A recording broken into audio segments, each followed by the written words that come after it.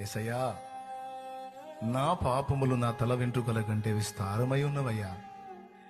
నేను చెడిపోయిన వ్యక్తిని, చెడిపోయిన వాడిని, చెడిపోయిన దాన్నయ్యా. నా పాపాల సంగతి ఏమిటయ్యా నువ్వు అడిగితే వెంటనే ఏమంటాడో తెలుసా? తండ్రి, ఇదిగో నా కుమారి, ఇదిగో నా కుమారుడు, వీరి పాపాలన్నీ నా లెక్కలో చేర్చు తండ్రి అంటాడు. నా లెక్కలో చేర్చు. వదినేసీముని గురించి పౌలు అన్నాడు, అతడు నీకేమైనా రుణస్తుడైతే నేను ఇస్తానయ్యా నీకు, అతను వదిలే. ప్రభు అదే అన్నాడు.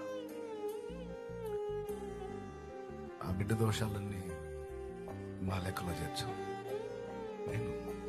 నేనే సమాధానం చెప్తా, నేనే తీరుస్తా.